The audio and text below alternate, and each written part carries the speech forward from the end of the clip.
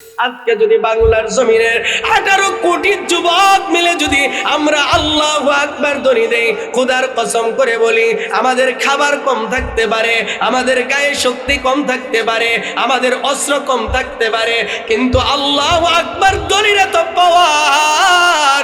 পুরা পৃথিবীর মুসলমান যদি একবার আল্লাহু আকবার ধ্বনি দিয়া জায়গা উঠে, খোদার কসম পৃথিবীতে মুসলমানদের বিজয় হতে কোনো সময় লাগবে না। কি বলেন, ঠিক কি ঠিক না? হ্যাঁ বাবা, কিন্তু আফসোস আগের যুগে নবীর জমানায় সাহাবী ছিল কম, ঈমান ছিল মজবুত। কি বলেন, ঠিক কি ঠিক না?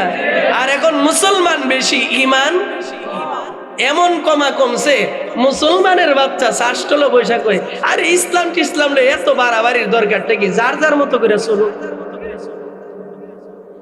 এর ভিতরে ঈমান বলতে কিচ্ছু নাই। হ্যাঁ কাপুরুষ, তার ভিতরে ভয়, সে শুধু চায় জীবনে দুনিয়ায় কিছু অর্জন করে আরামে কবরে যাইতে পারলেই তো হলো। আরে বেটা, মুসলমান তো সিংহের জাতি, মুসলমান মরণকে কোনোদিন ভয় পায় না, বরং মুসলমান ভাবে আমি মরবো তো আমার মাওলার সাথে সাক্ষাৎ হয়ে যাবে। সুবহানাল্লাহ কইতেন না? হযরতে বেলাল, তার যখন মৃত্যুর সময় হইছে, বেলালের বিবি কাঁদতেছে। বেলালের বিবি কাইন্দা কাইন্দা বলতেছে, ওয়া হুজনা, হাইরে আফসোস, আমার স্বামী চলে যাইতেছে। একটু আগে বসেন, জায়গা হইতেছে না, একটু আগে বসেন, একটু আগে বসেন। লা ইলাহা লা ইলাহা লা ইলাহা ইল্লাল্লাহ লা ইলাহা ইল্লাল্লাহ লা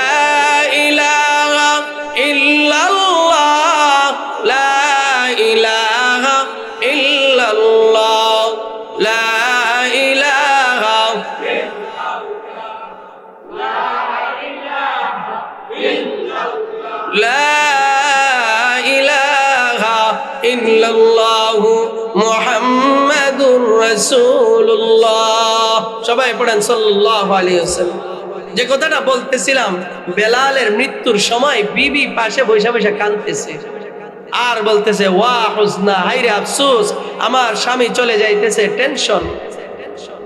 বেলাল মুমূর্ষ অবস্থায় থাইকা বিবিকে ডাক দিয়ে বলে, বিবি ওয়া হুজনা বলিস না, বরং বল ওয়া ফারহা, হায়রে খুশি, হায়রে খুশি। সুবহানাল্লাহ কইতেন না? মরার সময় কি কেউ খুশি হয় নাকি? বেলাল বলতেছে, বিবি বল খুশি খুশি খুশি, কারণটা কি? বেলাল বলে, বিবি কতদিন হয়ে গেছে মসজিদে নববীতে আযান দেই, আমার নবীকে আমি দেখি না। কতদিন হয়ে গেছে আমার নবীর চেহারাটা আমি দেখি না। আমি তো জানি আমার মরণের পরে আমার নবীর সাথে আমার দেখা হয়ে যাবে।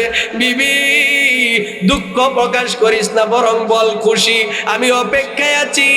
আমার শরীর থেকে আমার জানটা বের হবে, জানটা বের হওয়ার সাথে সাথে আমার আকার সাথে নবীর সাথে দেখা হয়ে যাবে।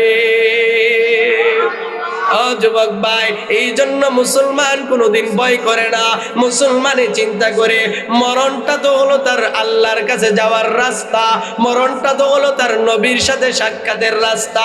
কোন মানুষের জীবনটা যদি আল্লাহর জন্য চলে যায়, আল্লাহ তাআলা কয় মৃত্যুর পর থেকে সে আমার মেহমান হয়ে যায়।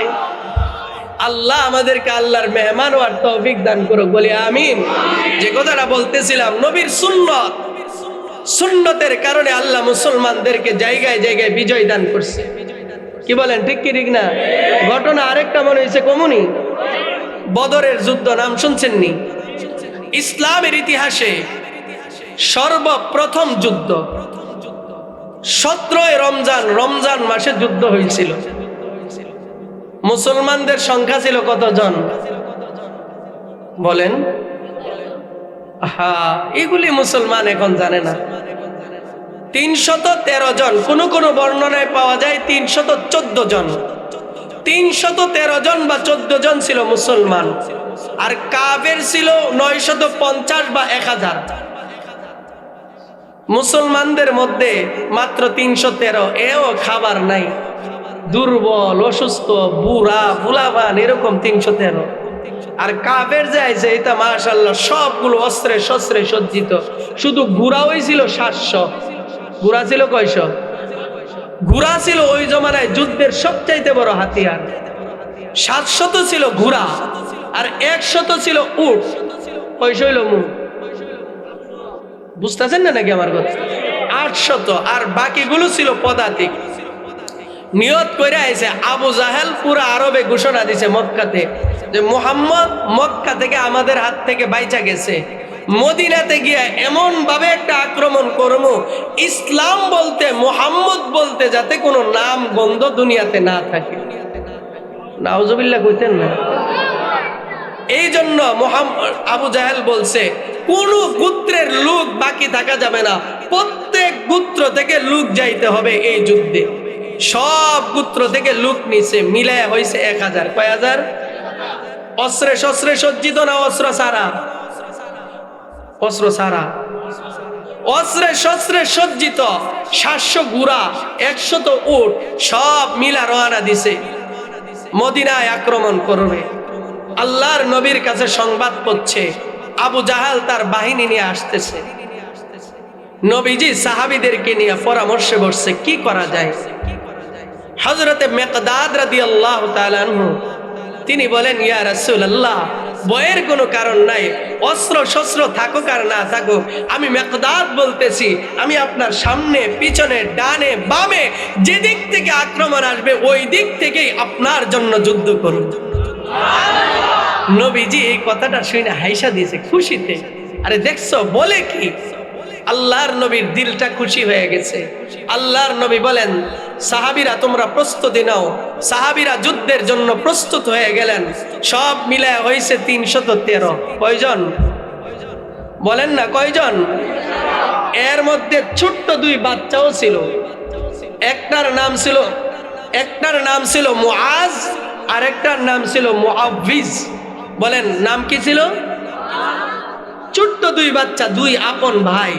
এখানেও বড় ঘটনা আছে, ওইদিকে আমি যাচ্ছি না, সংক্ষেপ করতেছি। কিভাবে যে তারা যুদ্ধে গেছে এখানে একটা সুন্দর ইতিহাস আছে, এটা অন্য কোনোদিন বলবো।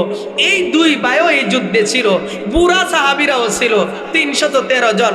নবীজি বলছেন যুদ্ধের জন্য অস্ত্র তৈরি করো। অস্ত্র শস্ত্র আনছেন, নবীজি সাহাবীদেরকে অস্ত্র দিতে শুরু করছেন।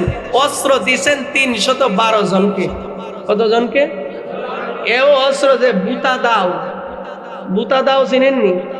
এ বুতা দাও দিয়া যুদ্ধ হইব, এটা তো কলা গাছে কারণ জানা। এরকম বুতা দাও, অস্ত্র নাই। আর কাফেররা অস্ত্রে শস্ত্রে সজ্জিত। এরপরও মাত্র দিছে 312 জনকে। বাকি রয়েছে কয়জন? সাহাবী কয়, ইয়া রাসূলুল্লাহ, আমারে কিচ্ছু দিতেন না?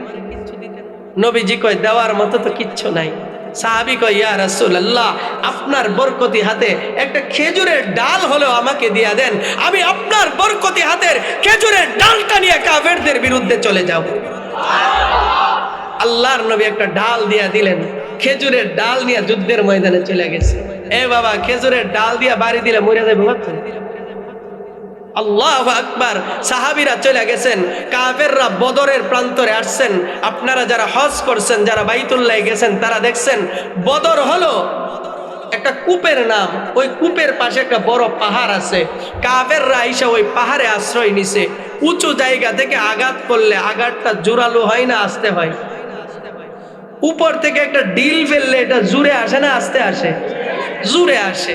তো কাফেররা গিয়া উঁচা জায়গায় আশ্রয় নিছে, আর মুসলমানরা গিয়া মাটিতে বালুর মধ্যে আশ্রয় নিছে। বালুর মধ্যে হাঁটা চলা করা সহজ না কঠিন? কায়ক দিলে কায়গারও পিছায়া যায়। এরপরে কিছুক্ষণ হাঁটলে পায়ে ব্যথা। সাহাবীরা গিয়ে বালুর মধ্যে আশ্রয় নিছে। এখনো ইউটিউবে সার্চ দিলে আপনারা পাবেন যে জায়গাটায় সাহাবীরা আশ্রয় নিছিল ওই জায়গাটা এখনো সংরক্ষিত আছে। সাহাবীরা গিয়ে আশ্রয় নিছে বালুর মধ্যে। আবু জাহেল মুসলমানদেরকে দেখা তিরস্কার করে হাসে আর বলে, এগুলি নাকি আইছে যুদ্ধ করতে, পরনে কাপড়ই নেই, টিটকারি মারতেছে। অস্ত্র নাই, কাপড় নাই, খাবার নাই, জায়গাটাও ভালো। স্বাভাবিকভাবে বিজয় হওয়ার কোনো সম্ভাবনা আছে? সাহাবীরা গিয়ে আশ্রয় নিছে। রাত্র হয়ে গেছে। রাত্র যখন গভীর হয়েছে, সাহাবীরা ঘুমের ঘরে চলে গেছে। আল্লাহর নবী আল্লাহর কাছে হাত তুলে দিছে। আল্লাহর নবী বলে, আল্লাহ আল্লাহুম্মা ইন তালিকা হাদিহিল ইসাবা ফালা তুবাদ ফিল আরদ। ও মালিক, আজকে বদরের প্রান্তরে তোমার এই দুর্বল বান্দারা যদি পরাজিত হয়ে যায়, নবী আল্লাহ, এই পৃথিবীতে তোমার নাম নেওয়ার আর কেউ থাকবে না। আল্লাহর নবী কান্না করতেছে। আল্লাহর নবীর কান্নার আওয়াজ শুই না সাহাবীদের ঘুম ভেঙে গেছে। আবু বকর নবীকে জড়ায়া ধরে আয়েশা বলে, ইয়া রাসূলুল্লাহ, নবী আর কাঁদবেন না, টেনশন করেন না, অবশ্যই আগামীকাল আল্লাহ আমাদেরকে বিজয় দান করবেন। ও নবী, আপনার কান্নাটা আমাদের আর সহ্য হয় না। ও নবী, আপনার কান্না আর সহ্য করতে পারি না। আল্লাহর নবী কান্না থামায়া দিলেন। সকাল বেলা হলো। সকাল হওয়ার আগে আল্লাহ তাআলা একটা রহমতের বৃষ্টি পাঠায়া দিলেন। কিতাবের মধ্যে লেখে, বৃষ্টিটা আসার সাথে সাথে মুসলমানরা যে বালুর মধ্যে আশ্রয় নিয়েছিল, ওই বালুটা শক্ত হইয়া বসবাসের উপযোগী হয়ে গেছে। বৃষ্টি হইলে বালু মাটি চলতে সুবিধা না অসুবিধা? আর এঁটেল মাটি, আড়াইল্লা মাটি আর কি, যেটা আপনারা, এই আড়াইল্লা মাটি বৃষ্টি আসলে অসুবিধা না সুবিধা? 1000 কাফের পাহাড়ের উপর আশ্রয় নিছে। যেই না রাত্রে বৃষ্টি হয়েছে, এমন পিছলা হয়েছে কাইক দিলেই পরে। আবু জাহেল কো সর্বনাশ হয়েছে, যুদ্ধ কি করবো, খার হইবারই তো জায়গা পাইতাছি না। কার ফায়সালা? আরো জোরে বলতে হবে, কার ফায়সালা? আল্লাহর ফায়সালা। সকাল হইছে, যুদ্ধের ময়দানে প্রস্তুত। মুসলমানদের পক্ষ থেকে